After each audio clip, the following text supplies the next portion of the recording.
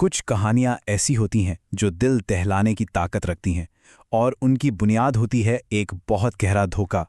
एक ऐसी दुनिया जो दिखने में महसूस करने में बिल्कुल असली लगती है, पर असल में उसकी नींव ही झूठ की होती है। और आज हम यही समझने की कोशिश करेंगे कि कैसे ये धोखे अक्सर एक खास पैटर्न, एक ब्लूप्रिंट के हिसाब से काम करते हैं। तो जरा सोचिए एक पल के लिए, क्या हो अगर किसी की पूरी दुनिया ही एक झूठ निकले। उसके अनुभव, उसके रिश्ते, उसकी हर एक याद सब किसी और ने बनाई हो। यही एक सवाल है जो दो बिल्कुल अलग, एकदम जुदा कहानियों के बिल्कुल सेंटर में है, और आज हम उन्हीं पर गौर करेंगे। तो मिलते हैं अराता और अनामिका से। एक है साइफाई की दुनिया का हिस्सा और दूसरी है हॉरर की। अब ऊपर से देखने पर ना इनकी कहानियों में दूर दूर तक कोई मेल नहीं दिखता, लेकिन सच तो यह है कि दोनों ही एक बनावटी सच्चाई में कदम रखने जा रहे हैं, एक ऐसे धोखे में जो उनकी जिंदगी को हमेशा के लिए बदल कर रख देगा। तो सबसे पहले चलते हैं अराता की दुनिया में। उसकी कहानी की शुरुआत होती है एक बहुत ही आकर्षक ऑफर के साथ, एक ऐसा मौका जिसमें वो अपनी जिंदगी को दोबारा शुरू कर सकता है। देखिए, अराता ना अपनी लाइफ के उस पॉइंट पे है जहां उसे लगता है कि बस सब खत्म हो गया, वो हार चुका है। हर जगह से रिजेक्शन मिल रहा है, निराशा ही निराशा है, और ऐसे में वो बस एक आसान रास्ता ढूंढ रहा है। और जानते हैं क्या? यही लाचारी, यही बेबसी उसको रियल लाइफ एक्सपेरिमेंट के लिए एक परफेक्ट कैंडिडेट बना देती है। इस एक्सपेरिमेंट के जो नियम हैं वो सुनने में तो बड़े सिंपल लगते हैं।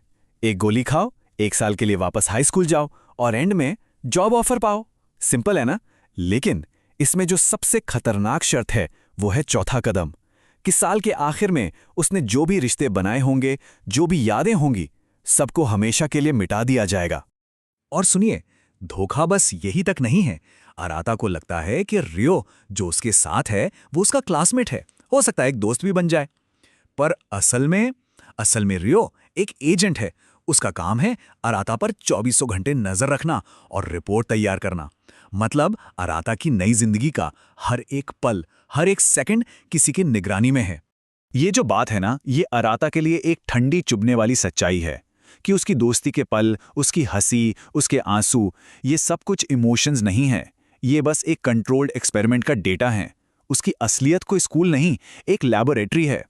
चलिए अब साईफाई की इस दुनिया से निकलते हैं और कदम रखते हैं सुपरनैचुरल हॉरर की अंधेरी गलियों में। यहां जो धोखा है ना, वो सिर्फ दिमागी नहीं बल्कि जानलेवा है। अनामिका की कहानी शुरू होती है उसकी जिंदगी के सबसे कमजोर पलों में। उसका पति शहर से बाहर है, वो प्रेग्नेंट है और बिल्कुल अकेली।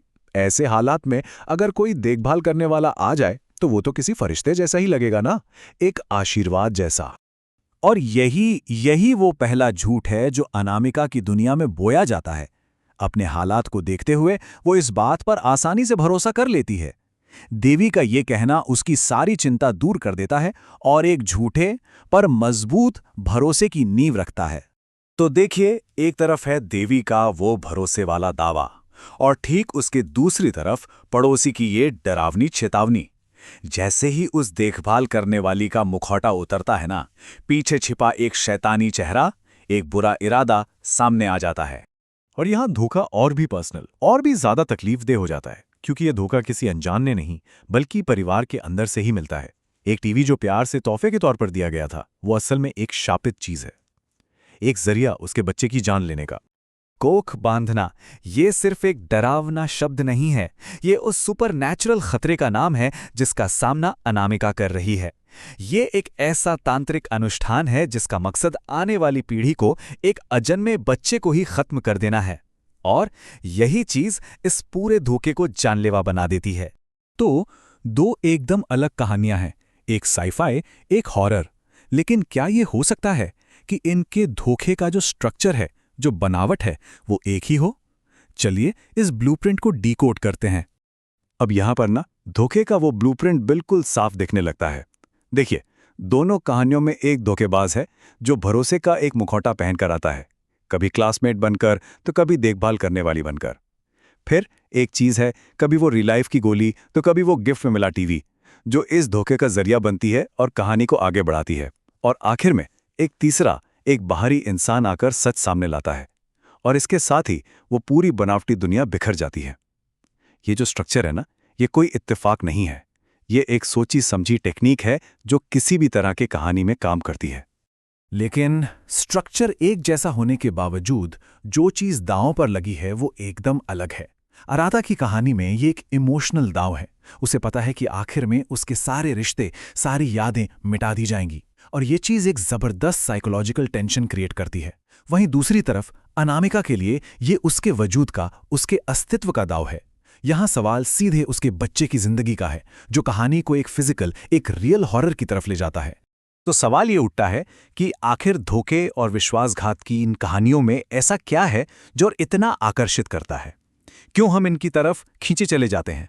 ये कहानियां ना एक बहुत ही बुनियादी, एक आदिम डर को छूती हैं, और वो डर है कंट्रोल खो देने का, अपनी लाइफ से कंट्रोल खो देने का। असली डर झूठ का नहीं है। डर इस एहसास का है कि किसी की पूरी सच्चाई, उसकी जिंदगी किसी और के हाथों में है, कोई और उसे कंट्रोल कर रहा है। ये कहानियां हमारे अंदर छिपे सबसे गहरे डरों को खुरेदती हैं।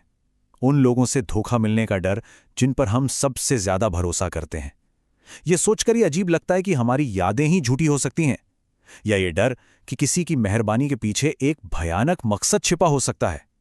ये सारे सवाल इस बात पर आकर रुक जाते हैं कि हम हैं कौन, अगर हमारे अनुभव ही असली नहीं है तो आखिर में सवाल बस यही बच जाता है, ज्यादा डरावना क्या है? अराता की तरह एक ऐसी नकली दुनिया में जीना जिसके बारे में पता हो कि ये झूठ है और एक दिन सब खत्म हो जाएगा, या फिर अनामिका की तरह एक जानलेवा झूठ को ही सच मानकर जीना, इस बात से अनजान कि वही सच एक दिन सब कुछ तबाह कर देगा। सोचने वाली बात है ना?